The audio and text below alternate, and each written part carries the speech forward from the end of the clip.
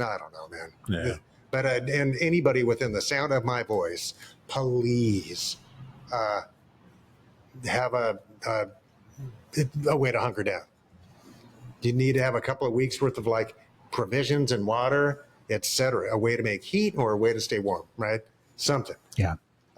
Please, pretty please, so that you can develop a second plan. Talk to your loved ones, talk to your neighbors, and talk about it and see what you want, what results. If something happens, just like an earthquake, where would you meet if an earthquake happened, right? Have a plan. Have a plan for you and yours, and if you can, people you don't know, right? Yeah. Right, your neighbors. Yep. Right. Well, if you go talk People to who might need help. if you go talk to your neighbors, it's a great way to determine what you need if you guys can work together. Speaking of Muhammad Ali, I had to throw a quote from him in there, and I never heard this one before, but I think it's awesome.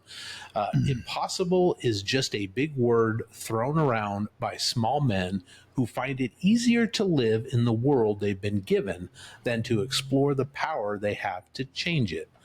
Impossible is not a fact, it's an opinion. Speaking of miracles, as Far Out Magazine has collected a bunch of data by statistician Henrik Franz Anover, where they analyzed years and years of critics' lists to figure out the greatest songs of all time. Oh, man. So I don't know if they created this big old database. They probably just asked AI, but they created this big list and they put all these factors into it and came up with the list of the greatest songs of all time.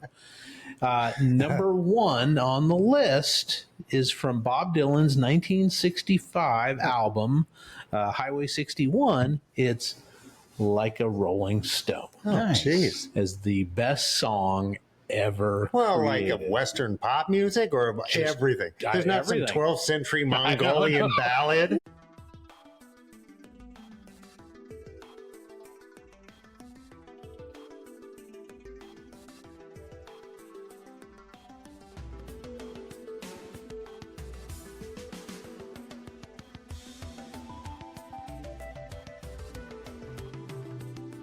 Welcome everyone to Our Town Podcast, coming to you from the Cedar Stream studio space in beautiful downtown Renton. Please take a moment to like and subscribe, share if you can, and review if available. We'd love to hear from you, so comment below and tell us how we're doing. Hit the like and subscribe button to never miss an episode. And don't forget to visit our-townpodcast.com for all the links. Join the members only section of the website or sign up on Patreon. And now, here they are, the boys of Our Town Podcast.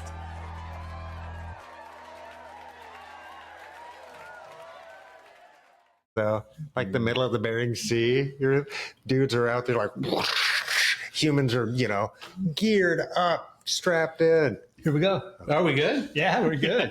Kind of just threw that at you guys. All right, no worries. Well, welcome everybody to another exciting edition of Our Town Podcast. Extraordinary. Yes, it is.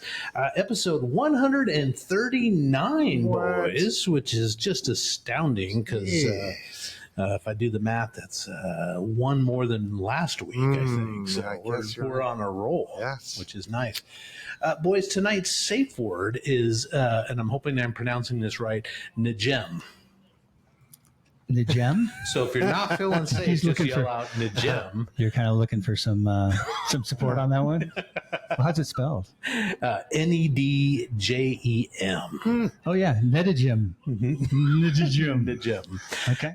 What's that mean? Well, if you're not feeling safe, just yell that out. We'll stop this here program and check on you. You folks can do it at home. Just hit pause, yell out Najem, and take a bath, get some wine, turn on some Barry White.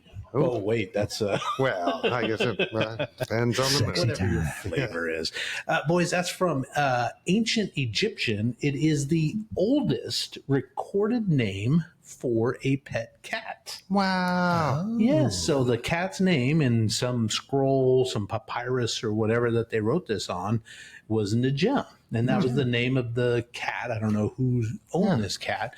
But Najem, translated into modern English, would be Sweetie. Oh, shucks. So somebody named their cat Sweetie 5,000 years ago. Jeez, how do you spell that again? Stupidly. Nedjem. I love it. Yeah, Nedjem. I think it might be Nehem or something. Who knows what? Not, Yeah, yeah, But exactly. that's great. But Sweetie Yeah. is the cat. So Yeah, Mr. right. Wiggle Wiggle Fuzzle Pants. yes. AKA Sweetie. This headlines, boys, was a absolute nutso of a week, and I say that every week, but this was actually a really a big nutso week. So there was so many news stories that I could throw in, but we got to limit it because we could be here for 6 hours talking about all the craziness that's out there. Number one story is just a day ago. Yesterday, as we record this on Thursday, 9/11, too, boys, 9/11, Charlie Kirk was shot dead. Right-wing, young, turning point, creating, debating guy was shot dead at a rally of sorts at the University of Utah, right? Yeah. Terrible thing. It's a terrible Violence is horrible. Yeah, and that's an assassination, right? Yeah. Because that is so. in of itself act of terrorism. Yeah. Because that just means you can get gotten. Yeah. Right. And Yeah, as we sort of talk here tonight, on Thursday night, the shooter has not been apprehended as yet, as far as we know. No, murder is bad. Yeah. It just steals opportunity, right? So I'm gonna play the devil's advocate, or I'm gonna play the ignorant guy. But I really haven't been following that guy very much. So what's his take on stuff? Who is he, and why does he matter? Yeah, so he's a very right-wing MAGA. He's a Trump fan. Trump loves him. But he is credited for going after college students and trying to recruit them to that sort of MAGA Doing right debates wing, and such, yeah. doing debates. A lot of his debates you'll see But on he also Facebook has a program. and stuff. He's a huge amplification of, just the modern right wing, just anti this, right? Yeah. Anti-liberal democracy, right? So what does that mean for the layman who doesn't know what that means? It gives you avenues to really be mad at minorities, immigrants, all that kind of stuff, because they're making your life worse than it would be, right? So There's somebody segregating outside of our lives affecting our lives, somehow. Yeah, right. It's never been a real. Every time the powerful who seek more power use these tactics to hypnotize people, right? Giving an avenue for aggravation, frustration, anger, right? Very real emotion, sometimes from very, very real places, right? Right. But to give it a false avenue is a cruel, cruel manipulation. Yeah. So he's a bugle or a horn. What do you call it? This is some of the stuff he said. He said it was a, quote, huge mistake to pass the Civil Rights Act in 1964. He has blamed, quote, Jewish money for ruining American culture. He has said that gay people are, quote, destructive, and has endorsed having them put to death. He said that the Second Amendment is worth the cost of some gun deaths. So it's okay bonkers. Yeah, but it that some people die as long as we keep that freedom. And saying radical things, right? I get it, man. But the listening public, we should know better. Yeah. Right? Because it's nonsense. Yeah. It's fucking nonsense. It's like you have to make up the gymnastics to make up all these stereotypes in our heads. It's a lot of work, man, when it just, in the end, simply isn't true. Humans have the same motivations, right? Look at the Maslow's hierarchy of needs, dude. That's a human thing. Yeah. It's right? so simple to me. It's just simple. And we are being used. So these, neo-fascists who use this, racism, et cetera, other isms, right, to consolidate their power, are being used by the uber powerful, the Peter Thiels, et cetera, right? The guys who have a whole different set of agendas, right? These neo-fascists have a certain set of criteria to reach their, where they want to be with power by eliminating everybody else's power and a lot of everybody else's. But the neo-feudalists are going further, dude. It's worse. Yeah. How does this play into like agenda? What is it? Agenda 30 or whatever? Agenda 25? The agenda militarization of police, the federalization of police, et cetera. That'll be a step coming quickly, right? We see it beginning now. Because then you just usurp every choices. You make, roadblocks and ID and blah, blah, blah, blah, all that kind of stuff, right? It's all the more and more federal. They've just stolen data on everything, right? So it's like, and have more and more avenues to do so. So it's obvious what is happening. I'm not making this up. Yeah. Is it to be able to go ahead and like do a digital ID and make for people to the challenges of roaming freely around the planet are going to be subsided? This is all going towards the one world government type of an something idea? like that. I think it'll be feudal states. I don't think there's one government's going to go by the wayside. That's what happened with Doge, is where they destroy the guardrails to power. Because the idea of democracy is to have the power to push back against church power when it was crazy, right? When we first got here, right? Whatever kind of power that was trying to steal life, liberty, and the pursuit of happiness from us and our Bill of Rights, right? Whatever was supposed to be crushing us was supposed to be the we, the people, had the ability to push back on that. But now that is gone, right? Any illusion of that is gone. Democracy's in jeopardy. Or if it's gone, it's already gone completely. And it'll indentured servitude in of a way, right? Perpetual debt, et cetera, right? And even if those portions of it don't come to pass, even what is happening up to today is dangerous. And I don't see it just like losing steam. Right? Yeah. There's no it's a battleship, right? It's an aircraft carrier. You're not going to. And we don't, and the guardrails, are off. They're gone. And, the death of someone like a Charlie Kirk is going to be he's going to be magnified now. Oh, he's a martyr. Like people who, total martyr, for 50 years. Because he got shot publicly, dude. Yes. It's like, what a dick move. They can replay that over and over and over. I don't know. Again. Yes, of course. Just as a clarion call. Look what they did to us. Right. They dare bite back. Right. Yeah. Man, it's a bad situation, people. We got to keep our heads. We do. Yeah. I'm telling you, man, the people who want to spark anybody hearing my voice, we're not invited on their trip, people. Right. Make no mistake. They don't want you along. Yeah. They want you and I shooting at each other. Right. Yeah. So they can leave you behind. Make no mistake. Either shooting at each other or making money for them. Yeah. Oh, and they'll just squeeze you. Why else would they have gotten labor standards are gone? Safety standards, OSHA's gone, right? That's not for benefit for the workers, right? It's like, et cetera, et cetera, et cetera. It's bonkers, dude. Yeah, right back to no union protections and company stores and pollution standards and shit like that. Yeah. It's like if you believe in the helping people, no, that ain't it, right? No, I don't know, man. Yeah. But and anybody within the sound of my voice, please have a way to hunker down. You need to have a couple of weeks worth of like provisions and water, etc. A way to make heat or a way to stay warm, right? Something. Yeah. Please, pretty please, so that you can develop a second plan. Talk to your loved ones, talk to your neighbors, and talk about it and see what you want, what results. If something happens, just like an earthquake, where would you meet if an earthquake happened, right? Have a plan. Have a plan for you and yours, and if you can, people you don't know, right? Yeah. Right, your neighbors. Yep. Right.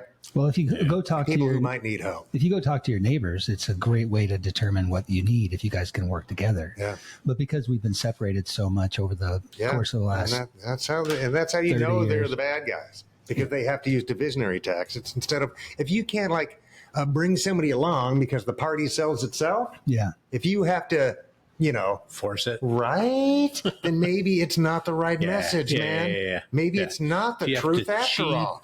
And lie and gerrymander. Yeah. Maybe that's not it. Maybe that's not the answer to the world's problems. Well, they shouldn't have killed that guy, but now we've got to deal with that. Now we have to deal with it, and that's the thing, man. Right? And I mean, it's not good. Murder is bad. Yeah. Murder is bad. It steals potential from all of us. Yeah. The largest potential, right? Well, and it also creates vigilantes too. Oh yeah. People are like, oh, what, eye for an eye and all that sort of thing. So et cetera, et cetera. Oh no, and already, dude, just the rhetoric's already super begun, right? Yeah. That it's time just to go to war with liberals, whatever the fuck that even means, man. Yes. Silence them. Yeah. I can just imagine like some order to Facebook. Anybody that has, done a anti-Charlie Kirk post on Facebook, you got to take their account down. right. Whatever, stuff Is that like something like going towards the social credit system? I would say. Because I can't believe we're not further along in that than we are. Right. Yeah. Because that's on Earth. That's happening now. That's happening now. Yeah. And like China, they've got that whole thing happening. Yeah. And they've got the technology to make it happen. So it's dude. terrifying. Although, you know what? If somebody loses their shit one time. Yeah. So somebody, loses their shit one time and then it's game over for them. Yeah. And I don't know, man. It's too much. It's too much. Yeah. It's too much. I lose my shit Without our sometimes. own, sure. Yeah. Oh, man. Yeah. Talk to your people, everybody. Talk to your people. Make a plan. It's a great idea. Well, over in Nepal, maybe more encouraging news, although people have lost their lives here as well, but protests in Nepal. Yeah. I don't know if you've seen this, mostly led by students, have forced the prime minister there. His name is Khadga Prasad Sharma Ollie, if I got that nice right. Job, Charles. He was forced to step down and resign because the students were upset, young people were upset that the people in government were wasteful spending on themselves. They were living lavish lifestyles while the rest of them are, poor working folks, right? Yeah. And remember, as the U.S. economy falters. Well, that's what I was going to say is they've already had a small, fragile economy, and then the U.S. tariffs come in and have not helped matters at all. I mean, prices and stuff. So they've been protesting. 19 protesters were killed in clashes with the government forces over the weekend. And this was a direct result of the Nepal government shutting down social media, so they couldn't communicate with each other. Holy so they shit. shut that down, and then the protesters like, no, hell no. Wow. And went in and forced the prime minister to step down. So, So is that a coup? not a coup. No. What's that called then? They protested until he stepped down, and now I think it's military leaders have set up an intern government, but they're trying to figure out what to do next. How to have elections or whatever they need to do. And this is in the I think they might have Philippines? burned the parliament. Nepal. Nepal. Okay. Yeah. It's a beautiful place. It's been Have you been? I was over gonna a ask month you. there. Yeah, it was great. Okay, wow. And it's an incredible place. Yeah. And then a few years after I left, I think there was a political turmoil because there's a royal family as well, murdered a bunch of his family. Oh, wow. And so that kind of threw a big power vacuum. And I think for a while there was a military government, but I don't know. That's a shame. Yeah. Geez, well, I'm glad. Well, hopefully the death part is the shame. the death part is a shame. Yeah. But hopefully they can come out of this with a much more representative and Yes. effective government. Yes. Right? And more young people stepping up to take. Yeah, right. Isn't there a portion of the new government is going to have a youth, Yes, that's what youth I've heard. brigade or something? Yeah. Yeah, it beats me. I don't know. Fuck, I don't live there. Yeah. I wish the But best for them. hopefully it comes out better than it was. Yeah. Boys, you man. remember the the Wall Street Journal put out that news report of a birthday note that Trump had written to Epstein back in It's all just 2003. this week, dude. Yes, that's what I'm saying. There's so much What that's happened the this week. fuck? So the Wall Street Journal reports that they've seen this letter that he's written, and it was one of about 50 other letters that Ghislaine Maxwell had collected and put in like a leather-bound portfolio kind of a thing for Epstein's birthday. Yeah. And there was that one from Trump where it was kind of body and it had a drawing of a naked Enigmas lady. never age, do they? Yes. And he's like, I've never written a drawing in my life. I've never, I've never written. Well, then why don't they picture?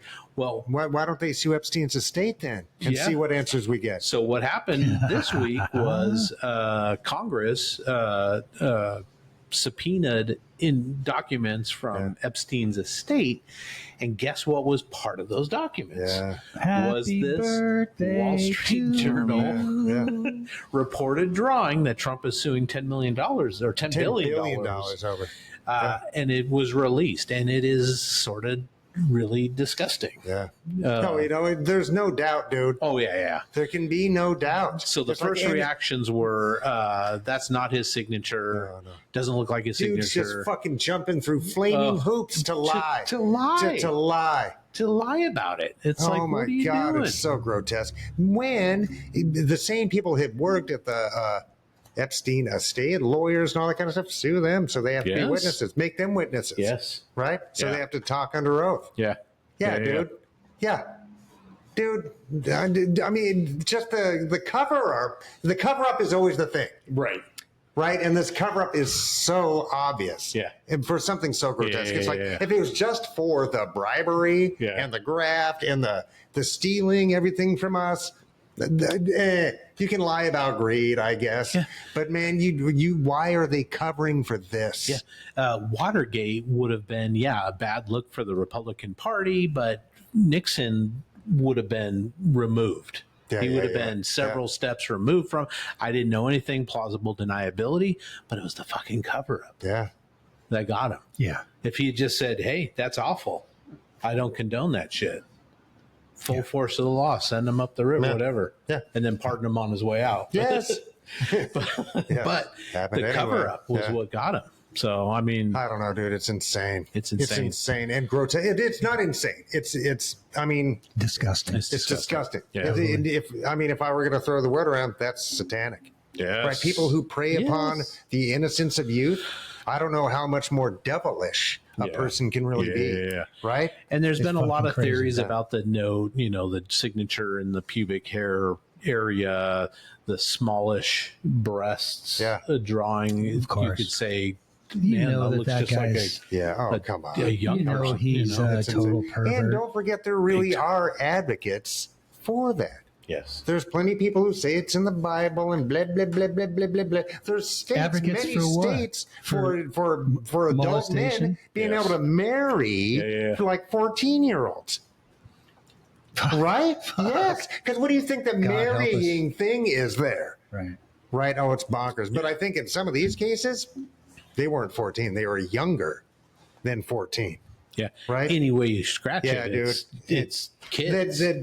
Just the fact that they're not, doing every single thing to clear his name. Yes. To clear by showing all of this evidence. Yes. You know what I mean, etc. And the whole But who are they covering up where for? the Mike Johnson, he was an FBI informant and stuff. It's like, how are people? And I was thinking about this the other day, because is it actually Trump? Or are they just putting their belief in this person? Just like is it Pat Robertson, the televangelist, or is it they make it up in their minds what they think he is?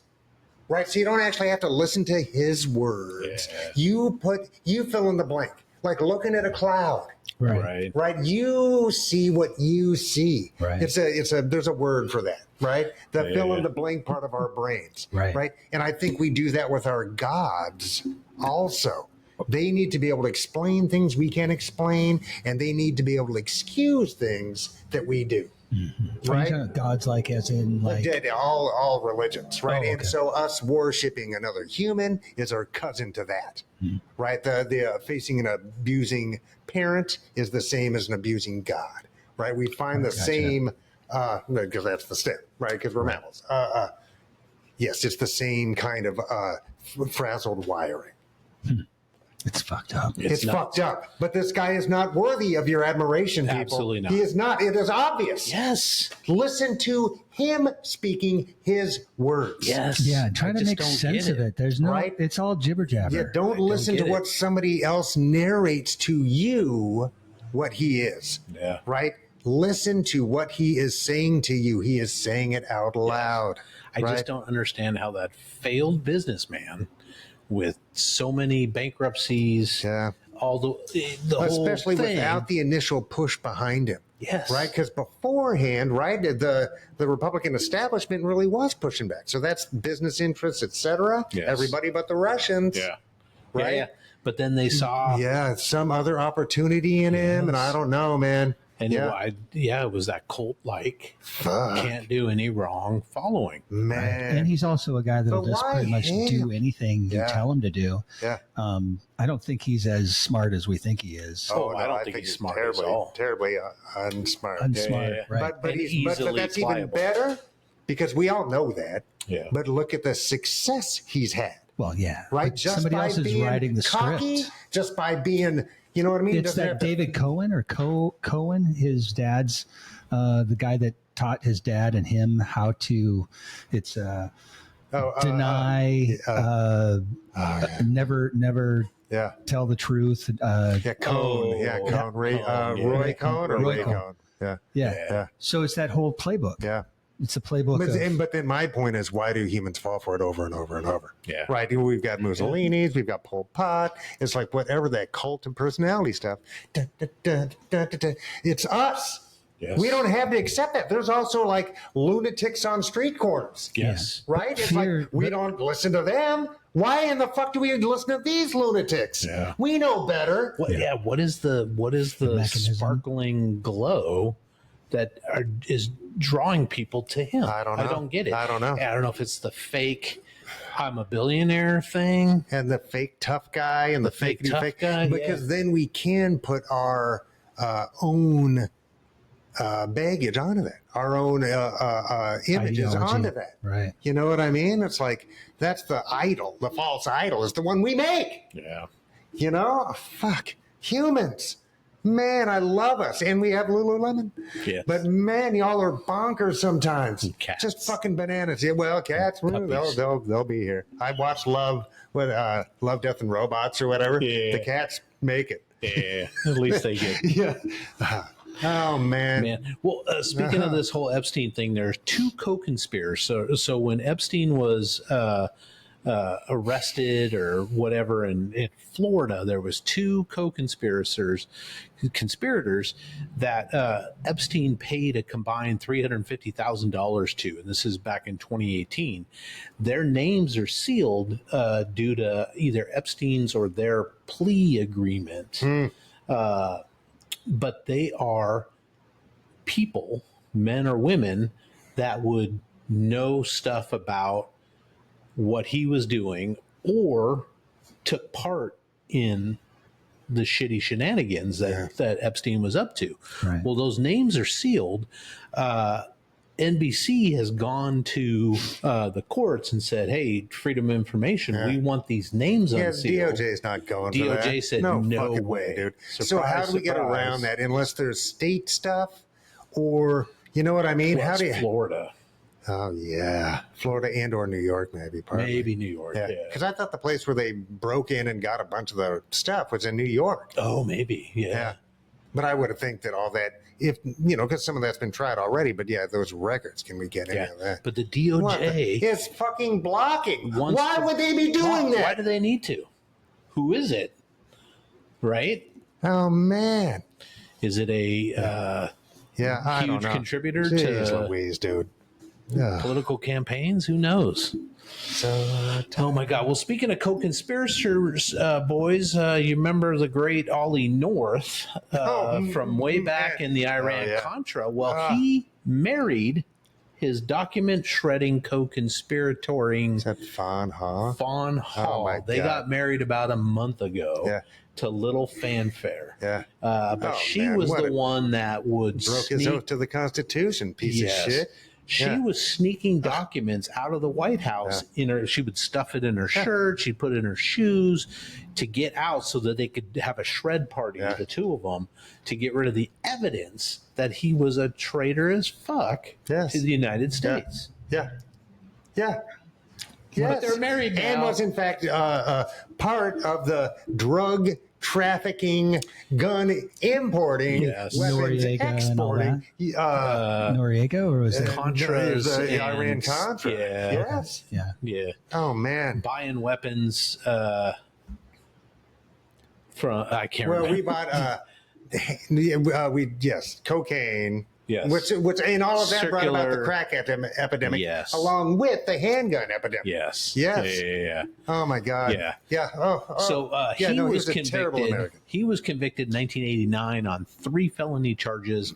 Those were later vacated, and she was granted immunity from prosecution for testifying Yeah. and stuff.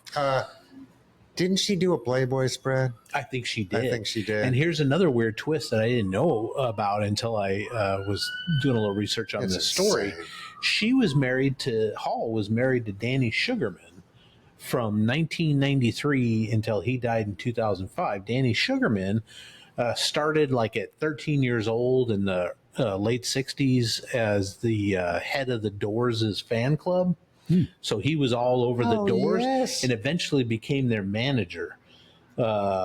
Several years later, he became the Doors' manager, and he was the co-writer of No One Here Gets Out Alive, which is probably the most well-known biography on Jim Yeah, Morrison. sure. No, I think everybody's probably read it. Yeah.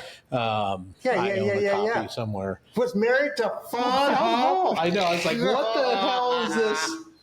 That makes no sense to me in at any all. universe Yeah. anywhere. Makes no sense. But he went on to produce like Ray Manzarek's solo albums. He did a bunch of other I met Ray once. producing and stuff. You did? Yeah, I hung out with that dude for like 30 minutes, Oh, maybe wow. 45 minutes. Yeah, it was Really? great. Tell me Yeah. about that.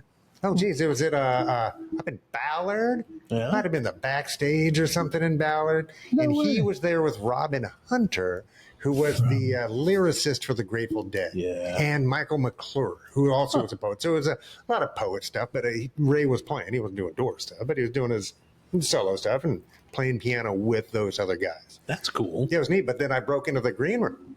I just fucking walked. Yeah. Just walked right in. Just What's started. up? I belong here. Yeah, it was great. It just started talking to him, asking him shit. I thought I was recording it, but it didn't function. So, Man. but it was great. Had a great Because he conversation. with him. died, what, about 10 years Something ago? like that, yeah. And I So- think he was local in some respect. I don't know if he had a house around here eventually or something. know. Came up a lot. But yeah, he was a gracious, great Nice. guy. Yeah. It's really Did you neat. ever get discovered and get asked to leave? Escorted out? No, I think I just left on my own accord. okay. Yeah, yeah. All right. Because they did have shit to do or whatever. And I was Yeah. completely oblivious. Oh man! Well, speaking of the Doors, there's a great word that's going viral right now. It's an older word, but Is it Najim? No. Najim? that's the safe word. Okay. I should have used this as the safe word, but it's Enshittification. Enshittification. It's a noun. The basic meaning is when a digital platform is made worse for the users in order to increase profits. Hey, there you go. Enshittification. I just like that so much that I had That's to, amazing. to share that. That's kind of like the country right now. We're in a Oh, my We're in God. an Yeah, on purpose. enshittification Yeah, Enshittification. let's fuck it up. state of mind. I'm in a New York state of mind. No, I'm in an Enshittification. enshittification state of mind. State of mind. Oh my God. Speaking of enshittification, an actual U.S. senator, a guy named Eric Schmidt, I think he's the junior senator from Louisiana, I think. But he said the quiet part aloud, which, we talked about, that the nation is fundamentally not based on the idea of equity or freedom, nor is it accessible to people of all races and religion. That America was forged by white Europeans as a homeland for themselves and their descendants. See, it's not according to the founding documents. That but birthright- Nice try. Heritage, Yeah. our destiny, all those code words. America is not a universal nation. So this is an actual sitting U.S. senator. Jeez, well, he took an oath to the Constitution, which Yes. and both the founding documents. Actually, he didn't take a oath to the Declaration. No. But to the Constitution, which guarantees exactly those things. And there's the imperfections by the racist haters that slowed it down for as long as it did. Because we talked about those guys in in Arkansas that were setting up their own little white communities. Yeah. So states' rights are good there, but not for like sanctuary laws. No. Nope. Can't do that. Can't do that.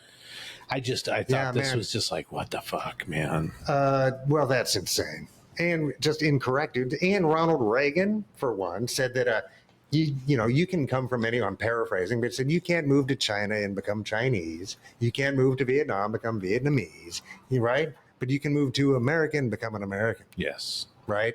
And Harry Truman, that famous communist, famous Marxist Harry Truman, right? Who said all that? Here. Famous Marxist, Abraham Lincoln. Yes. You know what I mean? Right. It is just a bald-faced it's just ignorant and incorrect, A, and B, it's just dumb. It's just fucking dumb. And anybody who thinks they're like, just because they're dumb enough to say that out loud, who thinks they're actually thinking at a higher level, right? It's so, stop.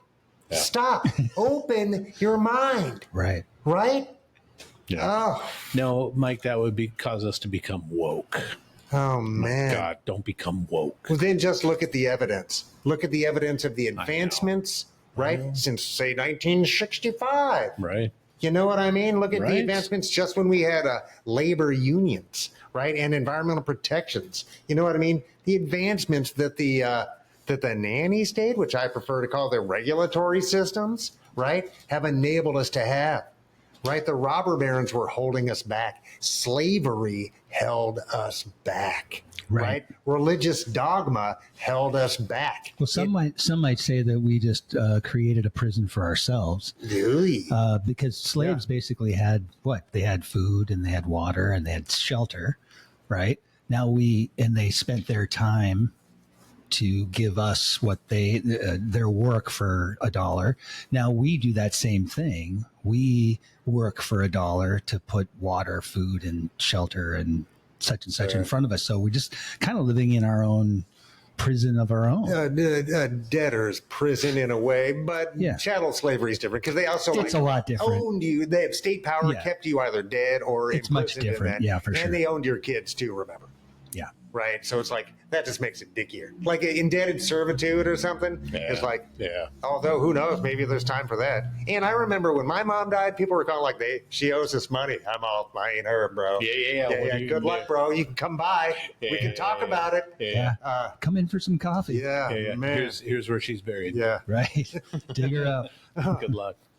Good Lord. Oh boy. Well, geez. Guys, what do we do? Do we need a hug? I don't know. I do have some good news. Speaking of nanny state, New Mexico is making childcare free. Wow. The first state in the nation. Beginning in November, they are going to provide childcare to all residents regardless of their income level.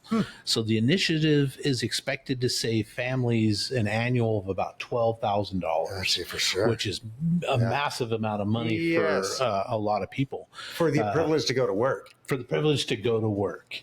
Right, to pay your taxes, to do all the stuff. So as part of the rollout, the state is going to establish a $13 million loan fund to construct and expand existing facilities, daycare facilities. The state hopes it'll lead to the creation of 55 new child care centers and 1,120 home-based child care options.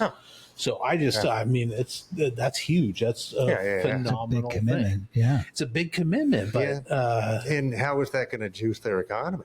Yeah, right. Because for that investment, right, that means people can work and or just do more. Right, do more. Yeah, it's like because I have recommended against children. You've heard me say that.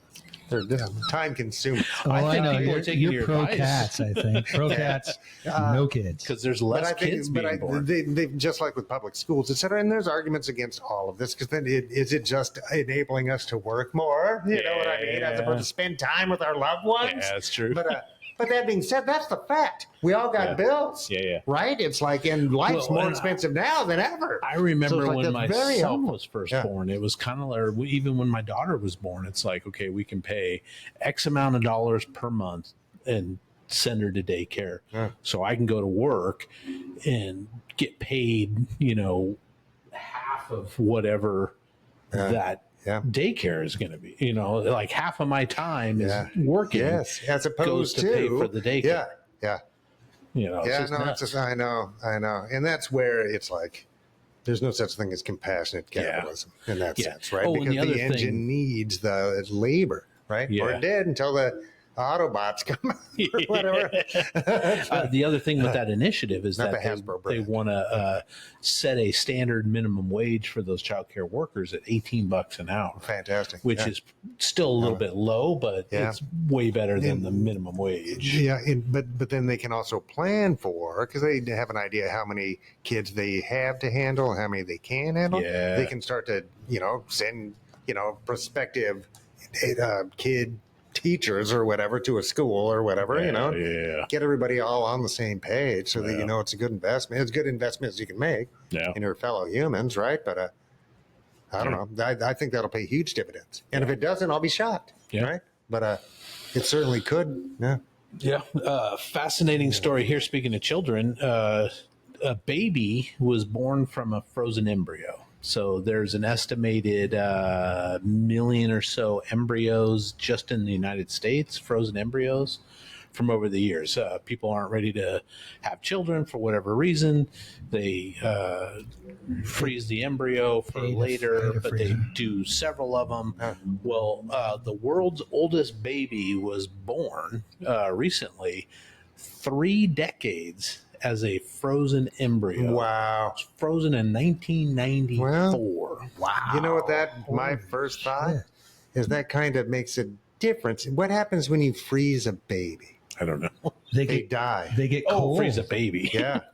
So maybe a baby and a embryo are not the same a little bit thing. Different. Yeah. Huh. Yeah. Well, I don't know about that. I figure think you that. can cryogenically freeze somebody and bring them back. Not that I'm aware of. Yeah, you see people. Ted Williams. Disney. Walt Ted Disney. Williams. Walt Disney. Yes, it's Ted Williams. Can't you, when people are frozen in we don't have the tech to bring them back. the water, can't you just put some just run some warm water over them? Koi fish. Yeah. Like a koi fish. From last week. Yeah. I don't know. I would love to. If that tech is available, or if you need a guinea pig, sign me the fuck up. Let me sleep. How long? Get me out of here. Let me sleep. I don't give up until I'm not tired anymore. This baby has a biological sister that's 30 years old. That's mind blowing. Yeah. Oh shit! Huh. Yeah. Oh shit! Did this kid get any superpowers or anything? I don't know. So basically, the couple that froze the embryo went off and had some more children, but they eventually got divorced. And I think the mom got custody of the embryos.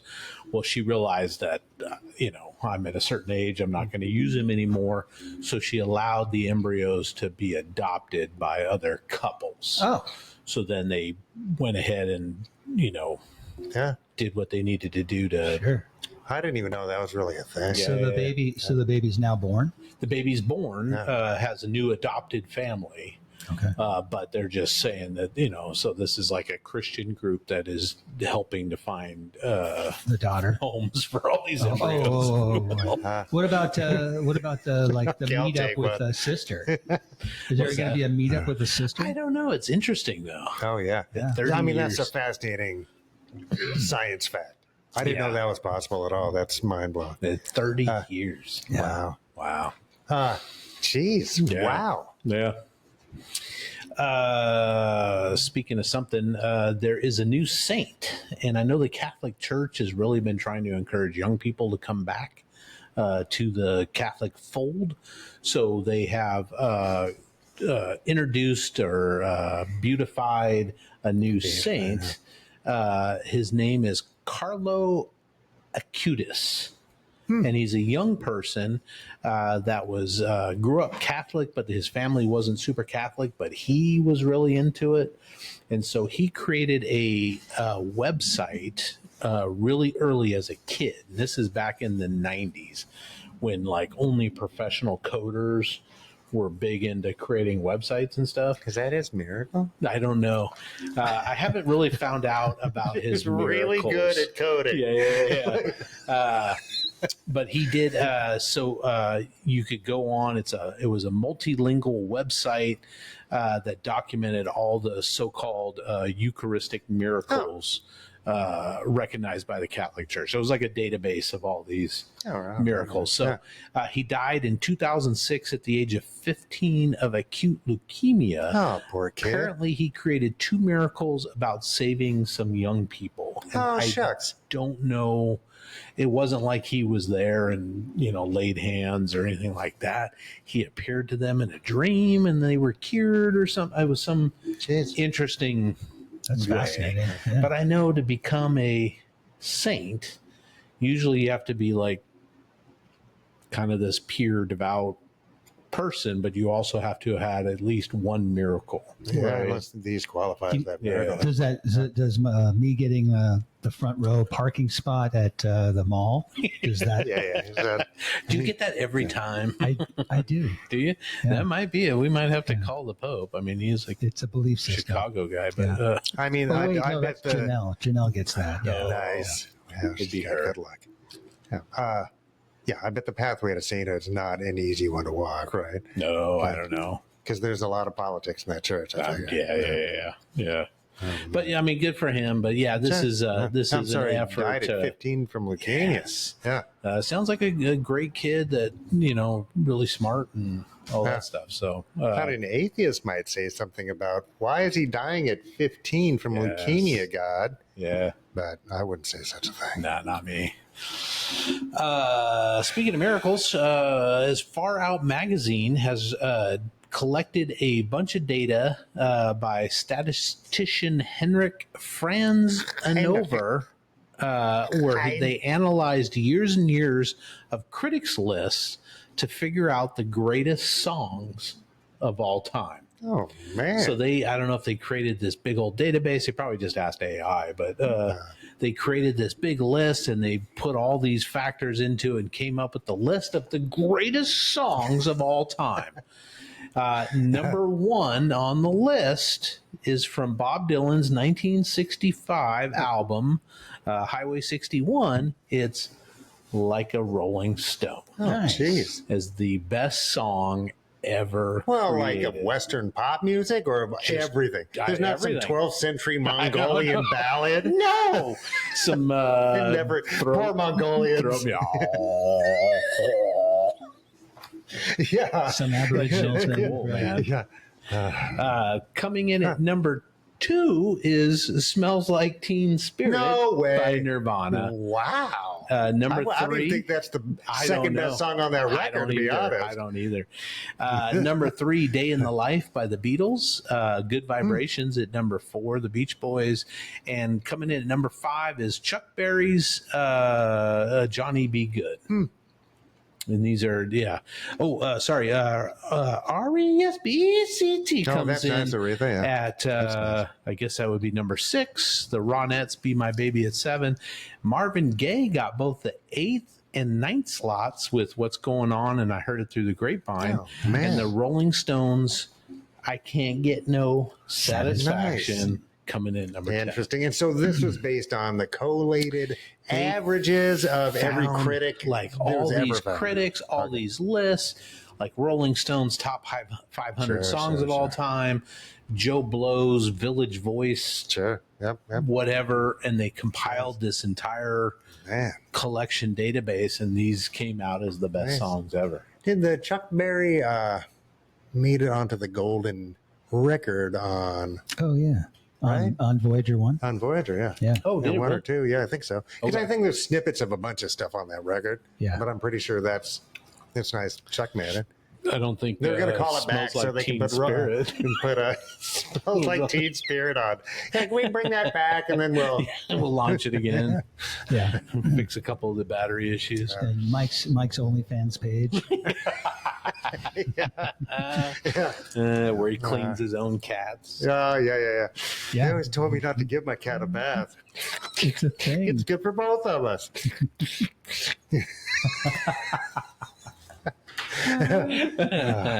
He enjoys it. I get a hairball. It works out for everybody. Rest in peace. This I just found out about, I think, last night. Polly Holiday, 88 years old.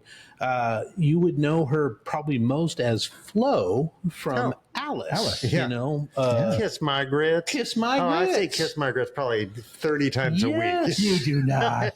That's awesome. Yes, Mostly when you're driving. She Kiss my started out grits. on Broadway. Of course, she did a bunch of Broadway productions before she was cast and became a quick breakout star.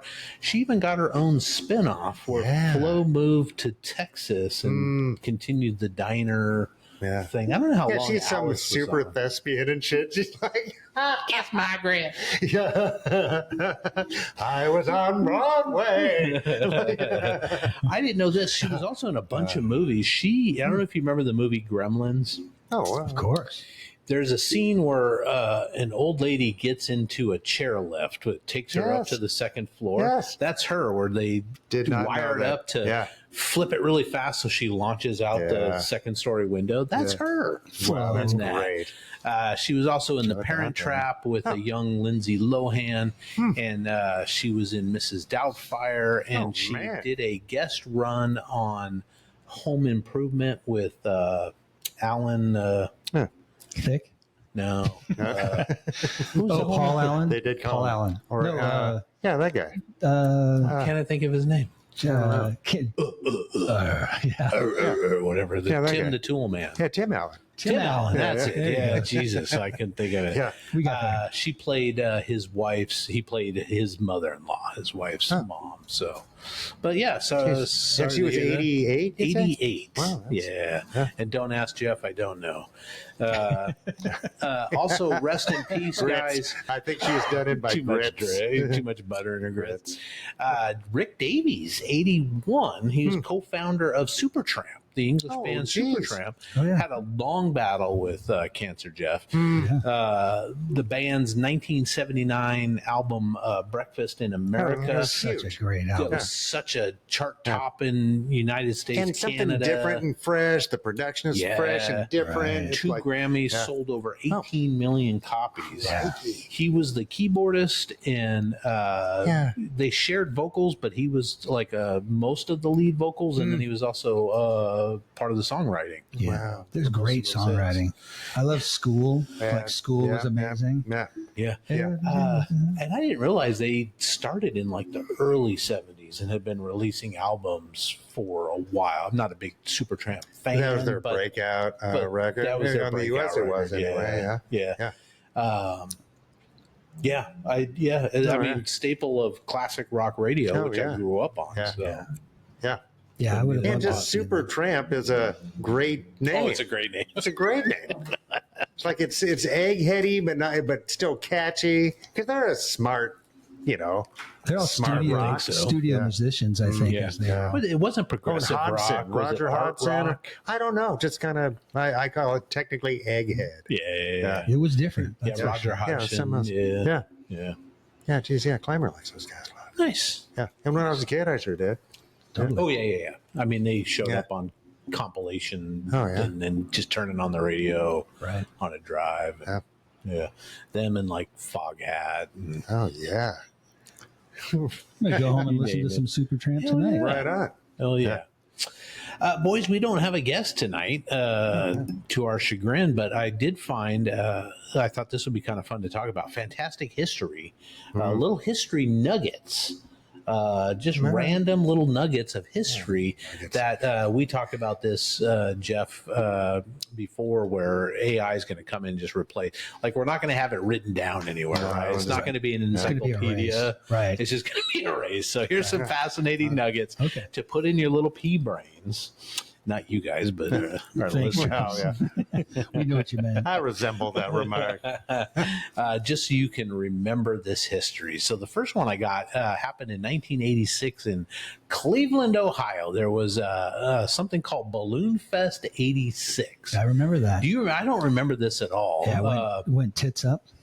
Yeah. Things went really bad. So the local chapter of United Way decided to do a charity event and break a world record. They were going to release 2 million balloons. It was going to be the largest balloon release in history. It's going to Guinness World Record. And didn't the weather change blah, or something blah. like that? Yeah, there was like a weird, heavy air that just kept the balloons low. And we're talking shitty, environmental killing, latex. Yes, it's like shit every balloon. seagull for fucking 10,000 miles is trying to pick it off the ground. Yeah. Just dying. Environmental disaster. It's like the Exxon Valdez in the air. They The greatest estimated plastic redistribution in human history. they estimated that they got between 1.5 and 1.7 million balloons, and what That's they a did was they took like a 2 square block area down the street, and they put up this big net, and they had all these high school kids and volunteers that got a T-shirt to sit there and just assembly line. How long is 1.5 million seconds? A bunch. It's a lot. It's a bunch. Yeah. 2,500 volunteers, hours and hours. They set this up for days beforehand, and then they released the net, and all these balloons released. Well, the problem was they all drifted back down, and it basically hit the airfield, the Of airport, course it did. grounded planes. course. It caused car accidents, clogged up lakes. They're saying that because of the balloons, there was 2 fishermen that were out on whatever is Lake Erie, that's right there, were out and called in for a rescue, but the Coast Guard couldn't get to them because of all the balloons, and the 2 guys died. At least one of them died. Oh, Jesus. I And didn't so the remember wife that. sued the organizers, people, the balloon people. Both of them later found to be drowned. That's awesome. As I spit it out. And also, it's a lady claimed that the balloons came down in her stables, in her field, where her really expensive prized Arabian horses were, and spooked them, caused them to run and crash into the fence, break legs, and she had to put them out, put them down. So she sued and got Christy like Gnome's 200. grandma. Jesus Christ. They weren't dogs, money. But just this huge fiasco. So every dollar they raised basically went to pay back all the crap all the lawsuits that they did. Just fucking nuts. Everybody loves balloons. They're so optimistic and buoyant. They push back against all that brings us down. It's like, no. It would have been fascinating to be there and just like underneath it and watch it. I mean, I don't think in 86 understood the environmental tragedy. Yes, we did. Of a million chunks of plastic just float around. I don't know if they were Mylar. The Mylar ones just like, you might as well just shotgun the earth. Just fucking shoot it, dude.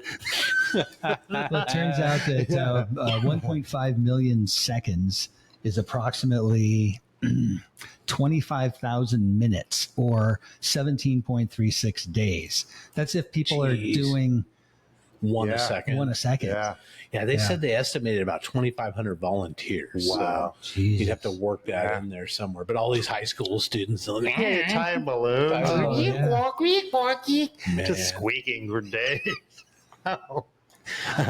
I'm glad people, and that seems like a 70s thing. Something you'd see on Real People. Yeah. Or so, WKRP in Cincinnati, right? Real people. Dropping the turkeys. I didn't know turkeys could fly. I thought they could fly.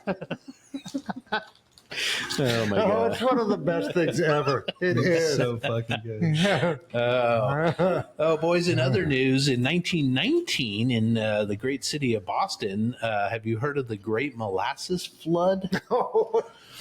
So a big storage tank on the north end of Boston released over 2 million gallons of molasses down the street. The big sticky wave moved at about 35 miles per hour. Wow. It flattened buildings, trapped people. Oh, yeah. Rescue workers struggled through knee-deep syrup for days trying to get to people. Oh, Just nuts. What a mess. Can you? Yeah. That's a I mean, did they Imagine. think that, we're just going to build one container for this? 2 million gallons in Yeah. one container. You'd maybe have like 2. I don't know, man. Nah. No. It's too much work. Would we do it? Oh, man. That's a lot. Because the big tanks, when you go out towards the bank or whatever, like you're going to go to IKEA, there's a fuel storage joint there, and they're like 50,000 gallons. Yeah. And they're huge. Yeah. So, I want to see a picture of this friggin' tank, man. yeah, it's a field of those 50,000 galloners. Are they each 50? Those big ones? Yeah. I don't, it says 50 on the side, so Okay. I imagine it is that one. Yeah. So it'd be 20 of those, right? Right? Am I? No, sorry, 40. 40 of those. Yeah. That's a lot, bro. Oh man, what a way to go! Oh, how do you clean that up? A lot of Windex. I don't know. A lot of yeah. They had the Clorox Borax. wipes. So what year was this? Yeah, what are they? 1919. They don't have Like- Dawn, you know, and it's not goof even off? oily. Yeah.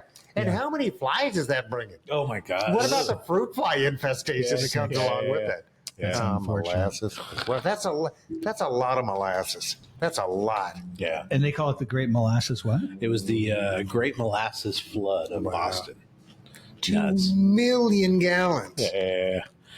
Not to be outdone, actually, this happened before the molasses flood, but the Great London Beer Flood of 1814, something similar. A huge vat at London's Horseshoe Brewery ruptured, setting off a domino effect that unleashed nearly 1 million gallons of beer into the streets. Jesus. Houses collapsed, people drowned in ale. It's like, what? This is what lack of OSHA gets you, folks. Yeah. Well, yeah. Building standards, or when you hear, Yes. building's just crumbling somewhere. Like, How many gallons was that? A million, was it 1 million gallons? Yeah. Nearly 1 million gallons of beer. wow. That's insane. But you know fuckers are out there. It's a 5-second rule. Yeah, 5 seconds. Bring the pail, Martha! Yeah. Where's the pretzels? Have you guys heard of the dancing plague of Strasbourg from What? 1518? Germany? Residents of Strasbourg, were struck by a mysterious compulsion to dance. Dozens and then hundreds join in, spinning and stomping for days without rest. It was like a mass hysteria kind of a thing where just people would get the bug and just get in there and start boogieing. Some collapsed from exhaustion. Rumors spread of curses or divine punishment. Historians now suspect it was a stress-induced hysteria, but at the time it looked like the city was gripped by a deadly, non-stop dance party. Wow. Like people were dying from just I don't know if anybody fatigue or- died, but they would Oh, just pass out yeah. because they just couldn't stop Exhausted. dancing. Yeah. Yeah. What was that show like? It was like a CIA, not a CIA. They dressed up and they went to a what am I trying to say? Was it Footloose? No, it wasn't Footloose. But there was a scene where the cell phones like changed everybody's brains, and one of the guys went into the church and the cell phones all went off, and Oh, everybody yeah, just started killing one yeah. another. Yes. That was Cell with Samuel L. You Jackson. had something, but it wasn't Cell. It was one of the. John Cusack. No, not John No, Cusack. it was the It was the one with the kid, the Special Agent Kid. Special Agent Kid. Yeah, and his. There's 2 of them or 3 of them. and he's part of the yes, I think it's a Mad Hughes comic book. Yes. yeah. Yeah. Tailor, they go into a tailor's Yes. shop, and in the back of the tailor's shop, they've got a secret door, and there's all kinds And of Elton special John is in one of weapons. them, and there's robot dogs. The Kingsman? Kingsman. Oh, Yes. Kingsman. I haven't seen those, but there is a movie where the cell phone, it's a Stephen King story. Where John Cusack and Samuel L. Jackson, if you get Samuel on L. the Jackson's in this one. phone, Yes. is he really? Yeah, well, not in that. He's the guy behind it. Yeah, he's the guy behind no, the it's cell Daddy. phone. Spoiler alert. Speaking of cell phone, geez, don't get sucked into a vortex. Yeah. Jesus. And then I saw me talking on the phone, but it was me talking on the phone while I was talking on the phone with me. Mike, I know you like this one. Lawn Chair Larry. Yeah, it's bonkers. His flight, 1982, a guy armed with a lawn chair and 45 big helium-filled balloons, as if we didn't have enough balloons. He went and soared about 15,000 feet above 15,000 Los Angeles feet. in a fucking lawn chair. Did he bring a coat? I hope so. I mean, that's way up, bro. Yeah, I'd start shooting the balloons. Didn't he bring a Yeah, he brought a pellet gun Pellet to gun? sort To of get start back shooting down? them so he could start coming back Oh, down. my God. But he soared into restricted airspace. He went close to the airport. I don't think he had any control. No, but I where he bet was they going. make just like they do for shipping lanes. It's like if you know the winds are doing a basic thing, right? Wouldn't you plan your pathways along that basic thing? Well, that's So it. I This would is guess so. 1880. So Oh, does yeah. he have Google? 1980. 1980. 1982. Oh, yeah. So I bet it just brought him right into those pathways, right? And 15,000 feet, that's no lazy day. Man. Yeah. Right. I mean, Mount Rainier's 11,000 feet. Yeah. That's nuts. And it's cold up there. It's nuts. So he startled pilots. They reported him to air traffic control. So after he descended, he was arrested. He became a folk hero for proving that with enough determination and balloons, anything's possible. Oh, man. So Lawrence Richard Larry Walters had often dreamed of flying, but was unable to become a USAF guy, Air Force guy, because I think he had bad eyesight. Yeah. So he became a truck driver instead. That's way safer for the rest Yeah. of us. Yeah. He was initially fined $4,000 for violation under U.S. federal aviation regulations, which included operating an aircraft within an airport traffic area without establishing and maintaining two-way communications. But he appealed, and the fine was reduced to $1,500. And then That's he had getting a off pretty good. charge of operating a civil aircraft for which there is not currently an effect of an airworthiness certificate was dropped because it wasn't applicable to what he built. A balloon chair? Yeah. But so did he not even tell him what he was doing? No. No. Yeah, I don't know. Yeah, because if a jet, you know what I mean? If he got sucked into a jet engine, they're going to crash, right? It's like, No you got to matter at what least let contact him with know. that jet. Yes. Even if it was just the turbulence of the Oh, yeah. plane, Oh, man. get thrown off there. It's ballsy, though. Yeah. Got to give him Oh, that. my God. There's no Dude, way. there's not a chance. There's no way. But Did he only have a parachute 45 anyway? balloons. I don't know. Can you parachute from 15,000? I guess maybe the new guys do, but Oh, did they do that back in the 80s? Okay. Yeah. Yeah, okay. I mean, I parachuted from 10,000 feet, Okay. 10 or 11,000 feet. So you can go up to 15. Okay. Yeah. It's So going to be a little conceivably cold he at could first. Just have. wait to release the chute, right? Yeah, you can breathe Oh, up there, sure. but Yeah. you're not exerting yourself up there, so it's not like you're trying to climb Mount Everest or something like that. Yeah. You're not in the danger zone. Man, Yeah, I wonder that if he is brought that's gutsy. oxygen and goggles and, like you said, a No, big heavy I think he coat. was He's wearing got a a white beater and a beer. Pabst Blue Ribbon. Yeah. Oh, man. I mean, what a guy. Holy shit. We got to get him. If he's still alive, let's get him on the show. That's Boys, pretty in 1957, there was something called the Pasta Panic. And I don't know if you heard about this. Did every city need to have like panic, some sort of a some panic? kind of- Yeah. The We're molasses freaking out. panic. It's the our beer turn to panic. freak out. Yeah. Well, the BBC aired a spoof news segment on April Fools about how farmers in Switzerland or Italy were having a hard time growing pasta because the pasta trees were not producing enough pasta. So it was a 3-minute broadcast. I mean, it's on April Fool's. This is 1957.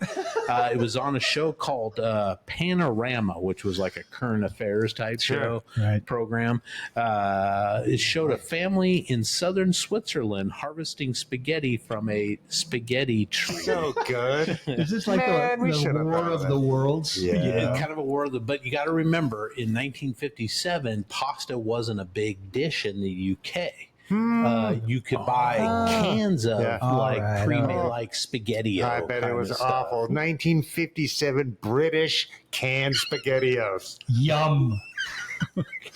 Delicious. So hundreds and hundreds of people called into the BBC wanting to know how they could get their own pasta tree. Nice. I want a pasta tree. Where do I grow these? And so we'll make so much money, honey. What the BBC told them is to place a sprig of spaghetti in a tin of tomato sauce and hope for the best.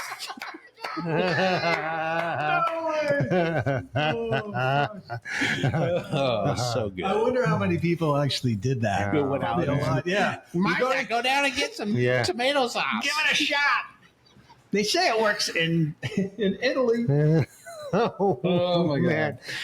I mean, okay, real talk, people. Are we a doomed species? No, I don't. Oh, absolutely. I mean, this is 1957. Oh, sure. We've come so far. We give it a good shot. We give it a good run. Really good. You guys will like this one. This is called the Stork Derby. It comes to us from Canada. Happened around 1926 to 1936. And I love this guy. There was a Toronto lawyer, well-off guy named Charles Vance Millar, with an A, left a bizarre clause in his will. He said his fortune, all the money he had amassed, would go to the woman who had the most children in 10 years. So he convinced families to go out and try to have as many kids as possible in 10 years so that they would inherit his fortune. Right. So people actually took him up on it. Several mothers had up to 10 kids during what they deemed the Stork Derby. Wow. It's nuts. This is in the middle of the Depression. Parenthood literally became a race for money in his Toronto area there. Yeah. But there was a couple other funny little things that he put in his will, along with giving a vacation home in Jamaica to a group of 3 men who detested each other under the condition that they live in the estate together indefinitely. So they could have this cool Jamaican estate if the 3 of them would agree to go down there and live together, and they absolutely hated each other. Get along, boys. And then he also offered brewery stocks to a group of prominent teetotaling Protestant ministers if they participated in its operations and collected its dividends. Oh, man. And then he also offered a jockey club stocks, which I guess is like, some kind of shares in a horse racing thing, to a group of anti-horse racing advocates. Oh my God. Just a smart aleck. You can't make this shit up. Yeah. No. You can always give your money to an orphanage. You could always give your money to an orphanage. And he might have by... Yeah, maybe. He's like, if they can climb this rope. This one I found in this article, but then I couldn't find too much on it, so I'm gonna put a little asterisk next to this one. But there was an ice cream riot in the United States. Ice cream riots of 1913. It happened in Washington, D.C. Of course, they have to have their own. It was basically a bunch of soldiers that were on leave from nearby Fort Myer, went into town, and they went to an ice cream shop and they ordered ice cream, and the owner of the establishment refused to serve them. Why so? I don't know why they didn't get served. Maybe he ran out of vanilla or sprinkles or something. But he said, I'm not serving you guys. So they went crazy and started thrashing the place, breaking windows, went out in the streets. They were breaking shit all over ice cream. Oh, man. The ice cream riots, a full-scale riot, 1913. Police had to be called, came in, busted it up. A bunch of the soldiers were arrested. There might have been some drinking involved in that one. Overturned cards. So they just wanted their man. I know, Jeff, you're a big ice cream guy, so I am. dessert deprivation is I'll a go real nuts thing. on you. Exactly. I get really depressed when they don't have mint chocolate chip Haagen-Dazs at the stores. Skippy. Have you guys heard of the Napoleon versus the bunnies? No. Is this an Easter thing? This happened in France in 1807. Napoleon had won some kind of big battle, and he wanted to reward his officers with a bunny hunt, a rabbit hunt. Thought it would be a nice way to, take some of the stress away. Let's go blow away some rabbits, right? Kirsty Gnome style.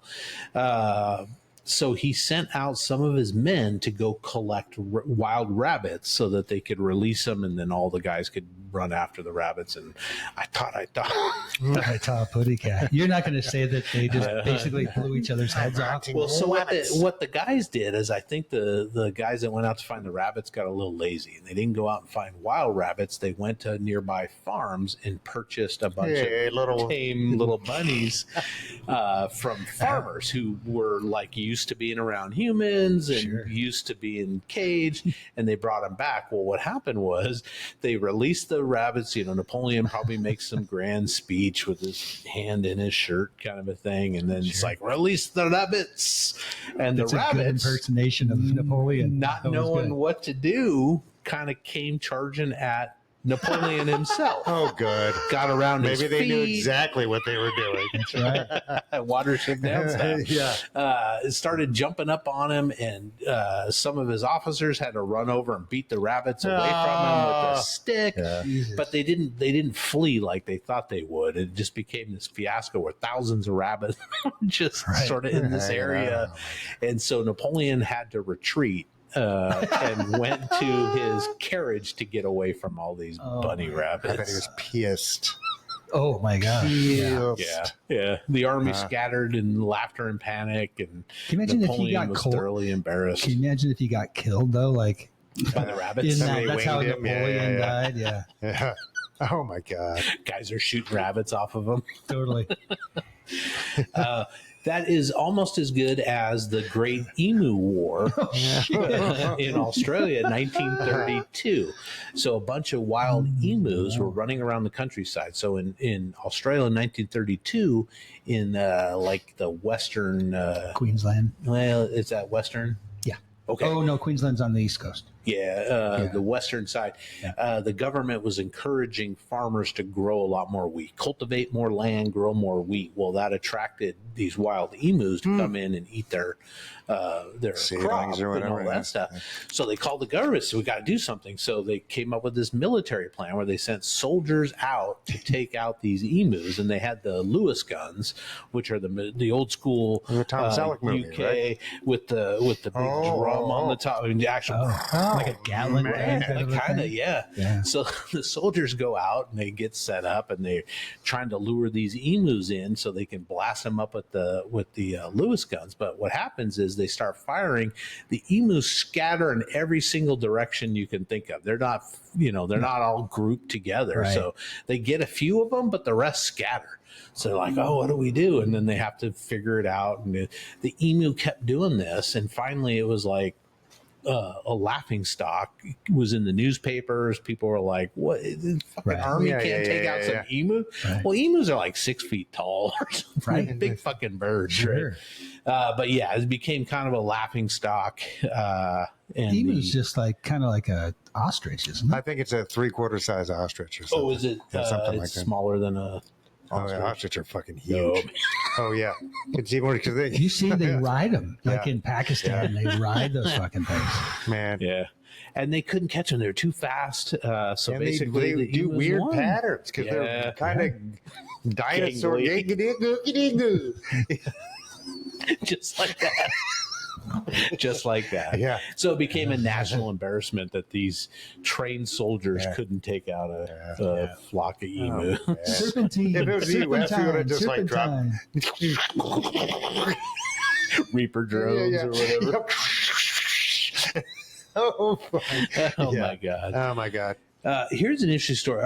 Anybody a fan of Muhammad But they left Ali? the huntsman spiders. Yeah. Right? Well, the emu, the birds, we got to get rid of, which probably eat the spiders. Yeah. You know, those giant spiders. Oh, man. That's everything in Australia is trying to kill you.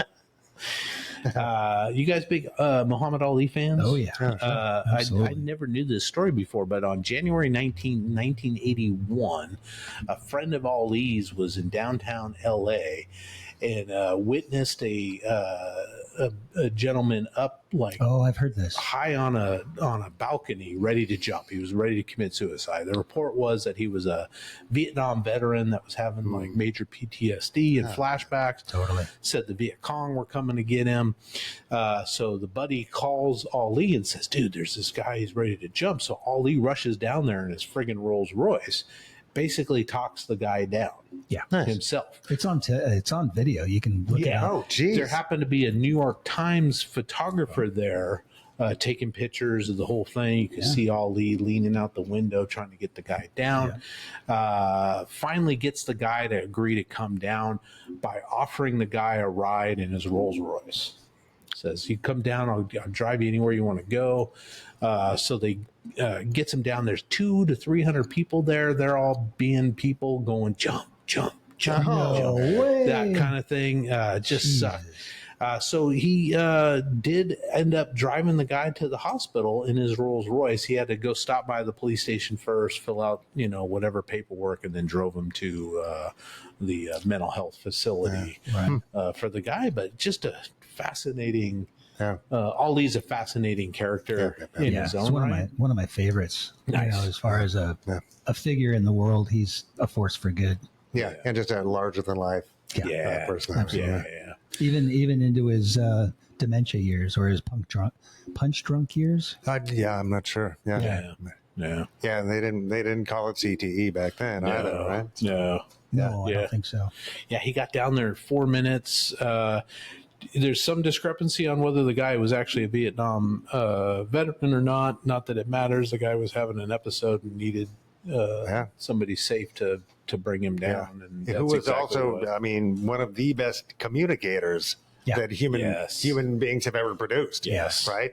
And I'm convinced, let's take somebody that's tried to kill himself or did kill themselves, like Kurt Cobain. Like, if he'd have just smoked one more cigarette and had a little more time to think about it, he probably wouldn't have done what he did. Right? We all just need a little more time to think it through, because at the other side of those thoughts are life. There's so many things that you can change, and just with your mental fortitude and direction of your thinking. So he just had he was having a bad day. You never know. I mean, it could have been a sunlight coming through a blind or something that could have changed his mind or what. Something, right? A bird chirping, whatever. Squirrel running across the railing or something. Yeah, we have to be available for that magic. Yeah, exactly. Yeah. And time, right? Time is kind of time.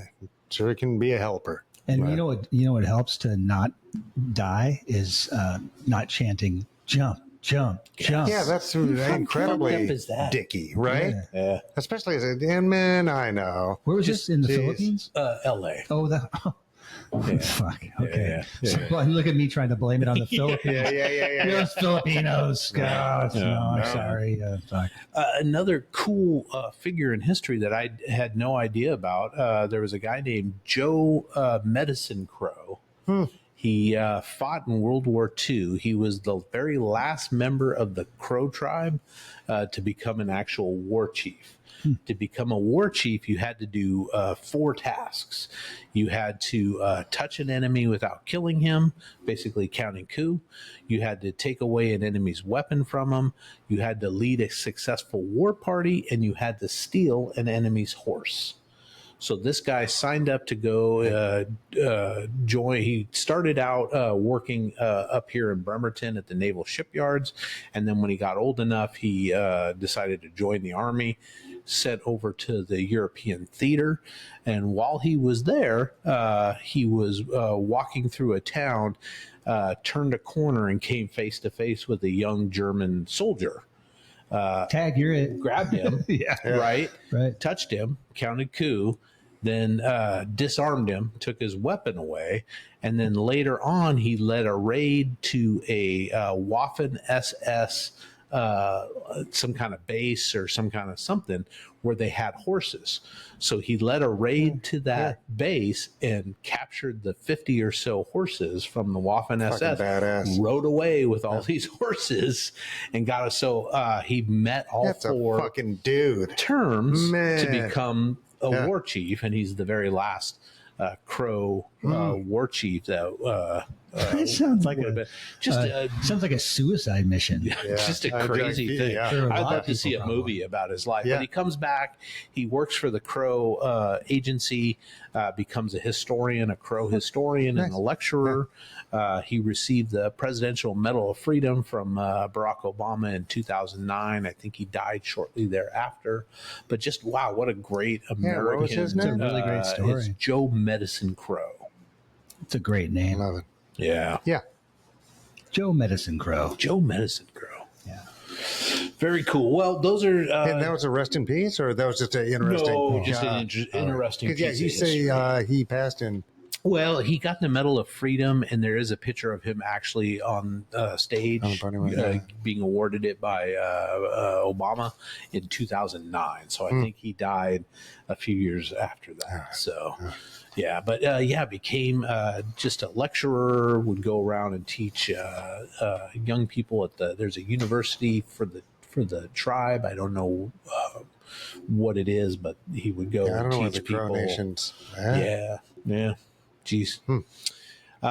Anyway, those are my little nuggets of history Those that are great. we should always remember. The great Molasses. Oh, man. Yeah. Yeah. Fuck, that sounds terrifying. Yeah. 35 miles Could you an imagine hour. just walking down the street and there's this fucking A giant wall wall? of molasses Yeah. coming at you? No, Yeah. you're screwed. 30, Yeah, you man. can't run. No way. We can't No. run 35 miles an hour. No. man. You got to hope somebody's door's open And it's you really can get dense. up the stairs. Yeah, something. yeah. And there's a Oh, pretty girl up there that you can make out Yeah, with. yeah, 'Cause the world's coming 'Cause to you're an done. end. Oh, yeah, Right. yeah. We Oh, must man. make love right away. Yeah, I mean, Molasses. Well, you can't say molasses without them asses. Oh, that's bad. TM. Yeah, I know. That's a tragedy. I'm sorry. You really went there, didn't you, Mike? That was a good one. Oh my gosh. Boys, ending this here show on something positive, and we will come back and do our top 5. Our top 5 tonight is top 5 comfort movies, right? And I took that as just being movies that you can watch to make you feel better. Yeah, whatever. If you're just in a bad just mood. yeah, just like scalloped potatoes are a comfort Yes, food because you know what's coming. Yeah. You know what I mean. It keeps you warm on a cold night. Nice. You It's just like, got me hungry. scalloped potatoes are good. Scalloped potatoes are amazing. Great. So ending this on something positive, found a quote from Maya Angelou, who I adore quite a bit. She said, no matter what happens or how bad it seems today, life does go on and it will be better tomorrow. Wow. That lends itself right to the, Yeah. jumping off of a cliff. Jumping off a cliff. Yeah. Speaking of Muhammad Ali, I had to throw a quote from him in there, and I never heard this one before, but I think it's awesome. Impossible is just a big word thrown around by small men who find it easier to live in the world they've been given than to explore the power they have to change it. Impossible is not a fact, it's an opinion. Impossible is not a declaration, it is a dare. Impossible is potential. Impossible is temporary. Impossible is nothing. Is nothing. Because, that's great. I mean, wow. And then he what did he do? He floated like a butterfly and stung like a bee. Yeah. People said he couldn't do it. Yeah. Wow, that's great. Jeez. Yeah. Well, that's a mindset, man. That's all mindset is those that think that, I think it goes, those that think they can't or those that think they can are correct. Right. And if you think you can't do it, you're not the right one to be doing the job in the first place because you already have the wrong attitude. Yeah. Right? Yeah. I've gotten into situations where I'm like, this is hard, but I kept going and I solved it. It's Nice. it's attitude, Yep, man. Yeah. Nice. Yeah. That's a good one, Charles. Yeah. All right. Well, you guys go join the members only section of the website or go to Patreon and sign up and become a member so you can get the bonus content, which we're going to do next. If not, we'll see you next week. And if you are, then go right now and check it out. All right. Thank you. See you guys. Cheers. Please like, subscribe, comment, and share. And if you think this episode is worth $1 or $5, the boys would love to have it. And don't forget to visit r-townpodcast.com for all the links. For less than a cup of coffee, you can also join the website in the member-only area for exclusive bonus content, vlogs, and more.